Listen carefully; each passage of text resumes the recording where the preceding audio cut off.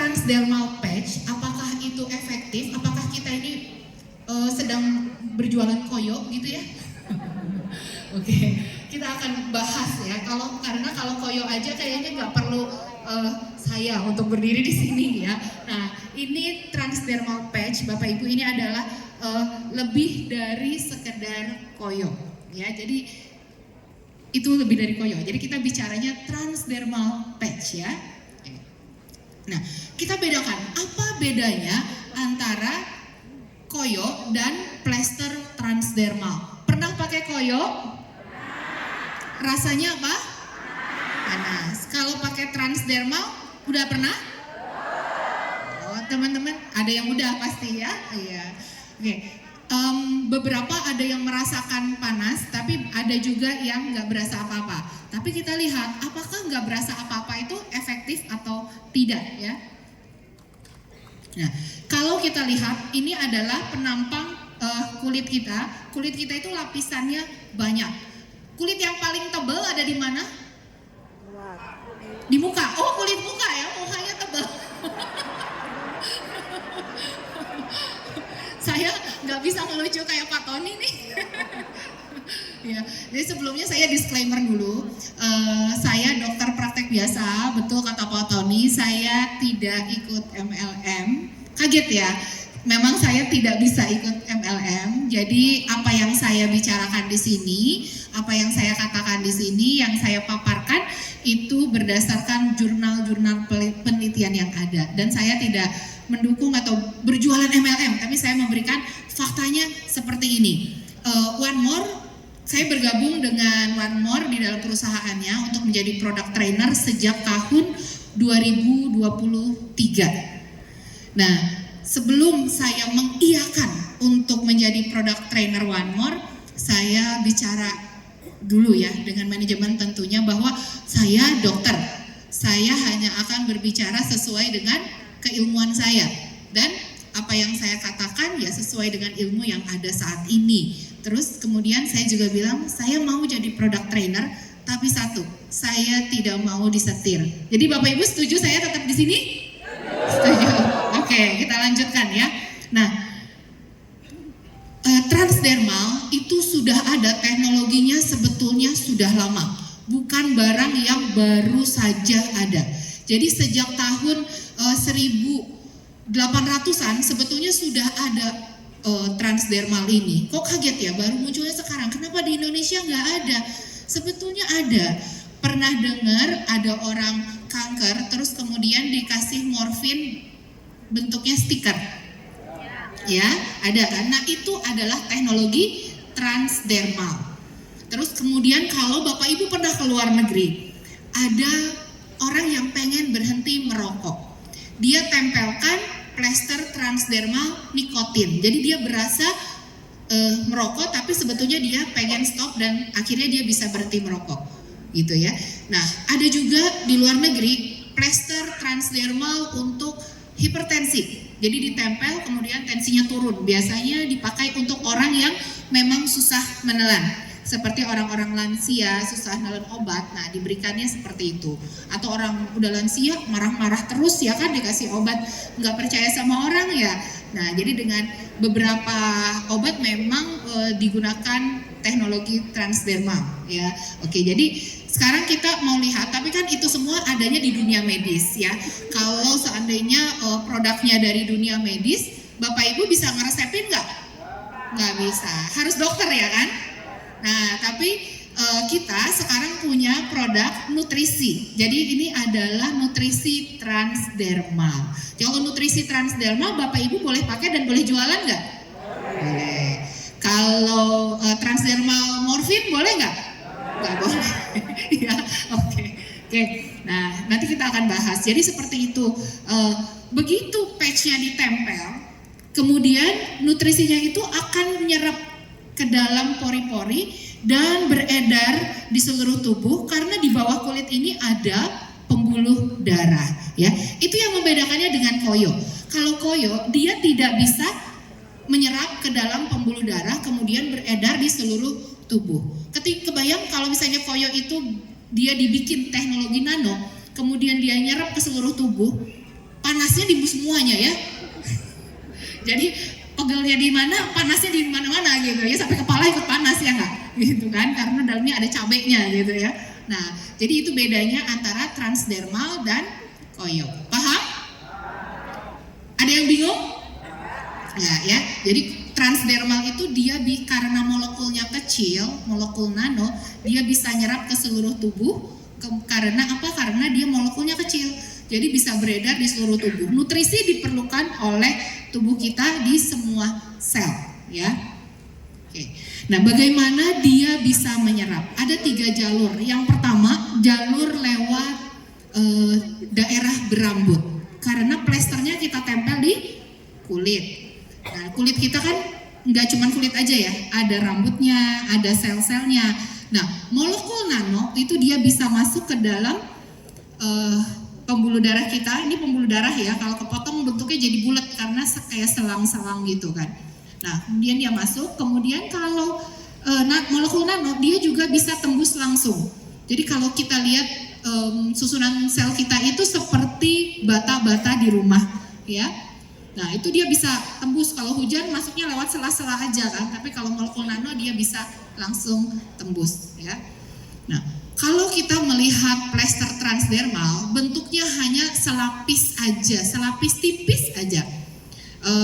Tapi sebetulnya itu bukan cuman satu lapis, tapi ratusan ya, lapisannya banyak ya. Nah, ada linernya, itu kalau kita lihat kemasannya, pasti ada pembungkusnya ya. Jadi pembungkusnya tuh yang kita buang itu nanti setelah plesternya diangkat kan tinggal tuh stikernya tuh apa, bungkus stikernya itu namanya liner. Terus kemudian dia ada lemnya kan, kalau nggak ada lemnya nggak bisa nempel Bapak Ibu ya, ada lemnya. Nah terus setelah lem yang warna merah itu ada membran, di situ nanti ada lapisan di mana dia bisa ngatur berapa banyak masuknya, berapa banyak terserapnya, berapa banyak, jadi sustain release gitu ya, yang mengatur dia terserap.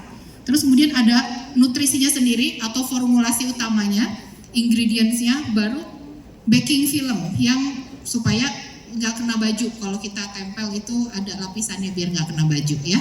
Oke. Nah ini kalau kita lihat di menggunakan mikroskop, bagaimana Bapak Ibu ngelihat gini jangan bingung ya, pelan-pelan kita lihatnya ya. Ini ada 1, 2, 3, 4 nanopartikel dikenakan kepada jaringan yang ada rambutnya. Dan ini nanopartikel diberikan kepada ditempelkan kepada jaringan yang tanpa rambut. Nah kalau ini topical cream itu artinya apa? Bukan nanopartikel tapi ya krim biasa gitu ya, bukan dengan teknologi nano, tapi yang krim biasa. Terus kemudian dioleskan ke jaringan yang ada rambutnya. Di sini juga topical cream bukan teknologi nano, dioleskan kepada jaringan yang tidak ada rambutnya. Kita lihat penyerapannya lebih besar yang mana? Yang 1 atau yang 2? 1 ya, kita lihat ya, banyak ya nutrisi yang bisa nyerapnya. Kalau topical cream tanpa teknologi nano sedikit. Nah ini lebih jelas lagi. Lebih banyak yang nyerap yang 3 atau yang 4? 3. Karena apa ini? Karena menggunakan teknologi nano. Oke. Nah apa sih manfaat plester transdermal? Jadi dengan ditempelkan plester transdermal itu aplikasi lebih mudah. Karena tidak sakit, tidak harus ditelan, tidak harus disuntik ya. Tapi nutrisinya masuk semua.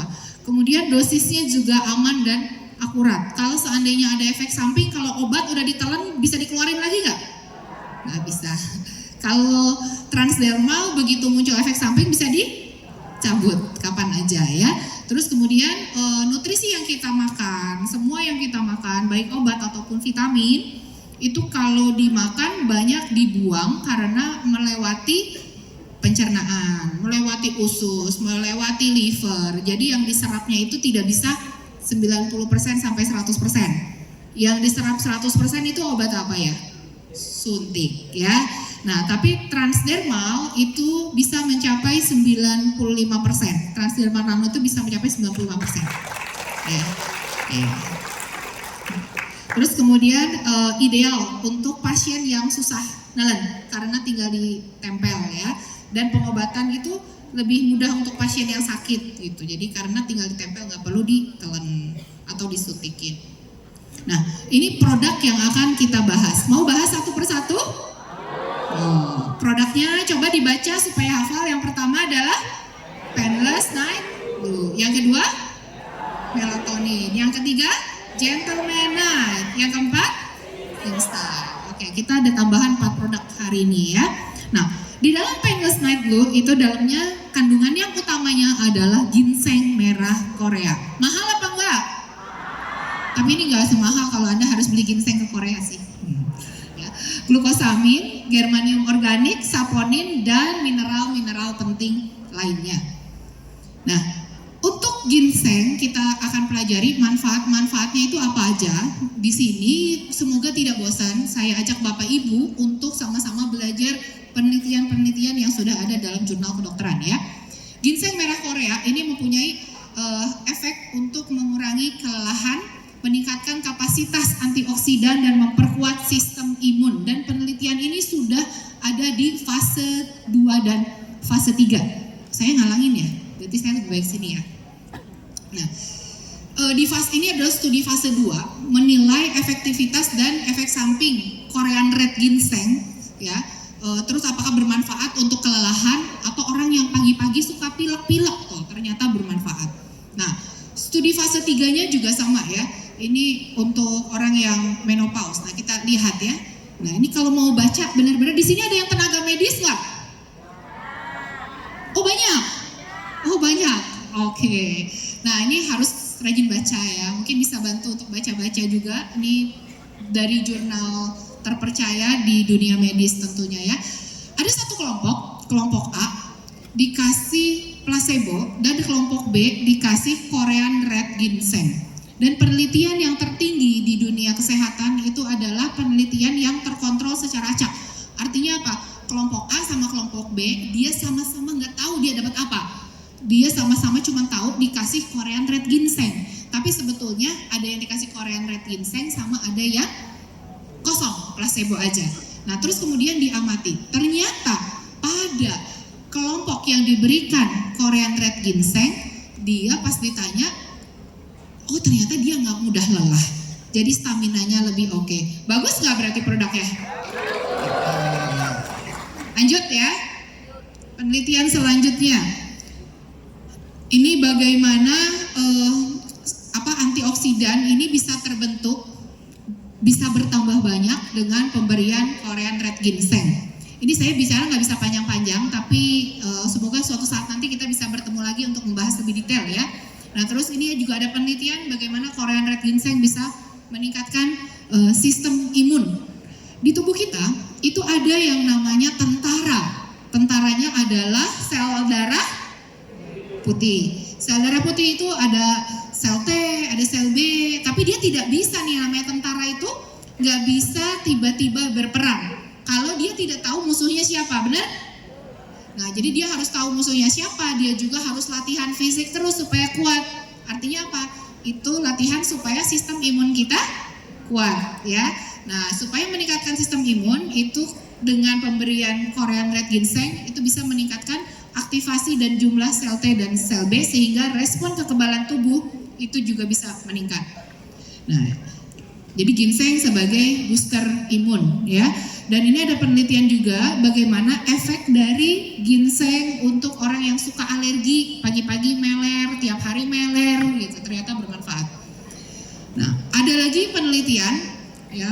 Penelitiannya bisa diakses. Jadi ini penelitian beneran gitu ya. Bahwa Korean Red Ginseng itu bisa memiliki efek anti kanker dan anti radang. Ini juga bisa melindungi saraf. Nah, di sini ada yang punya diabetes, ada ya, tapi malu-malu ngakunya. Orang diabetes itu sebetulnya banyak banget ya. Nah, saya mau bercerita sebentar sebelum selanjutnya slide ini karena ini akan menjadi sangat rumit kalau nggak diceritain dulu. Untuk diabetes tahu nggak sih apa yang terjadi pada pasien diabetes? Nah, orang kenapa diabetes itu yang tinggi apanya ya? Gulanya tingginya di mana? Darah. Jadi saat cek darah gulanya tinggi, naik ya. Nah, kenapa ya gula darah bisa tinggi ya? Karena makan manis-manis. Oke, misalnya dia nggak makan manis-manis, dia makannya biasa sih, makan nasi gitu ya. Terus kemudian dari makanan yang dimakan, kita sekarang harus berpikir, iya kan? Kalau berpikir kritis itu kita berpikir makanan yang kita makan tuh jadi apa sih, gitu kan? Ya. Nah, jadi makanan yang kita makan masuk ke dalam mulut kita, masuk ke pencernaan kita, kemudian diolah oleh enzim-enzim pencernaan. Lalu yang karbohidrat, yang banyak mengandung karbohidrat, kalau Bapak Ibu makan mie, makan mie, makan martabak, makan risol, makan kentang, kerupuk, apalagi nasi ya, pizza, itu akan menjadi karbohidrat ya. Nah, karbohidratnya kemudian diserap di usus ya, terus akan dibawa kemana? Tuh diserap kan usus, kebayang tuh saluran makanan, usus kenapa jadi gula darah yang tinggi, kebayang nggak? Nah, ini akan mudah buat Bapak Ibu kalau Bapak Ibu dengerin semuanya. Karbohidrat yang dimakan diserap ke usus, kemudian dari usus itu nempel sama pembuluh darah ya kan, usus kan dikelilingi pembuluh darah, dipeluk sama pembuluh darah, kalau enggak ususnya nggak bisa kerja. Nah, karena dikelilingi oleh pembuluh darah, terseraplah nutrisi tersebut kemudian masuk ke pembuluh darah. Jadi terseraplah karbohidrat yang sudah dicerna menjadi glukosa, masuklah ke pembuluh darah. Jadi pembuluh darahnya gula manis ya, gulanya banyak ya, jadilah seperti itu. Nah, terus kemudian dari pembuluh darah, kalau sudah beredar gula darah di pembuluh darah, dialirkan ke otot dan ke liver harusnya, karena itu adalah sumber energi ya. Karbohidrat kan sumber energi, harusnya dijadikan pembakaran untuk otot, disimpan di otot menjadi gula otot, kemudian disimpan juga di liver ya untuk diolah lagi. Nah, tapi pada orang diabetes kan gulanya nggak bisa jalan sendiri dari darah kemudian jalan ke otot, berarti harus pakai angkot, benar? Nah, angkotnya itu namanya insulin. Nah, insulin itu dihasilkan oleh pankreas. Wah, hebat nih Bapak Ibu ya. Nah, kemudian kalau angkotnya nggak ada atau angkotnya rusak, kira-kira gulanya bisa diantarkan nggak ke otot? Nggak bisa. Nah, itu yang menyebabkan kenapa kadar gula darahnya jadi tinggi ya. Oke, nah sekarang Korean red ginseng itu punya efek satu anti diabetes karena bisa memodulasi dan mensekresi produksi insulin. Ya, itu sudah ada penelitiannya. Kemudian bisa meningkatkan pengambilan metabolisme glukosa. Jadinya ngangkut-ngangkutin gula tersebut dibawa ke otot, ke liver sama ke otak. Satu lagi tadi saya lupa, otot, liver dan otak ya. Tuh. Nah, terus kemudian selain itu efek antiinflamasi dan antioksidannya dari Korean red ginseng ternyata bermanfaat untuk pasien diabetes karena orang yang kurang antioksidan dan banyak peradangan itu ternyata makin merusak sel beta pankreasnya yang menghasilkan insulin ya. Terus kemudian karena Korean red ginseng ini adalah sebuah herbal, dia memperkaya mikrobiota usus atau gut microbiome. Nah, gut microbiome itu kalau kita bicara ini mengenai probiotik ya. Dengan semakin kayanya probiotik di dalam tubuh kita, itu metabolisme akan menjadi semakin baik. Terus kemudian Korean red ginseng juga menghambat enzim pencerna karbohidrat sehingga karbohidratnya tidak cepat-cepat dicerna menjadi gula dan kemudian akan beredar menjadi gula yang manis ya. Tapi sekali lagi saya katakan ini bukan pengganti obat medis ya. Jadi jangan sampai ada yang udah belajar ini terus kemudian pakai slide saya gitu, terus kemudian dipakai, oh ini bisa punya efek ini, kemudian stop obat medis gitu, tuh enggak ya. Obat medis tetap harus dipakai ya. Kalau misalnya baru awal-awal, baru prediabetes, itu kan dokter nggak ngasih obat obat turun gula tuh ya. Nah, itu bisa pakai ini sambil atur gaya hidupnya ya.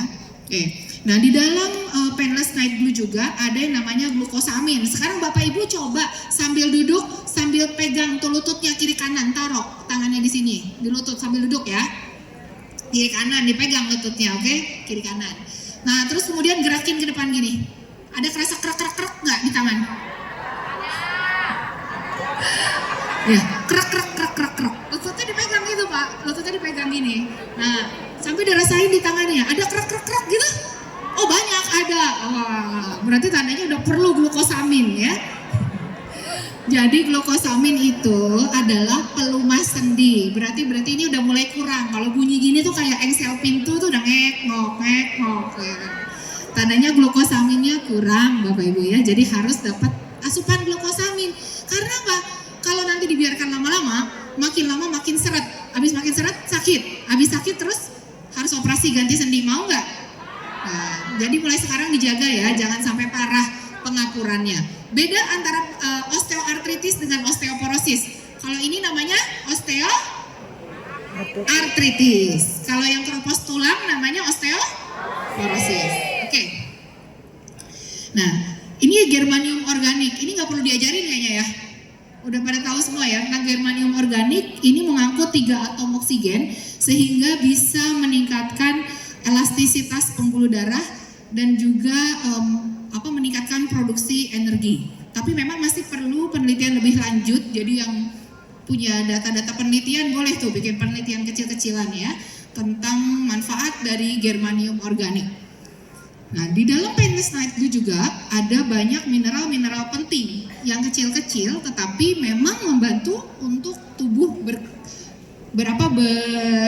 bergulir gitu. Karena kesehatan kita kalau kurang mineral, kurang vitamin juga nggak sehat ya. Bahkan otak juga kalau kurang magnesium kerjanya jadi lemot ya. Nah, sekarang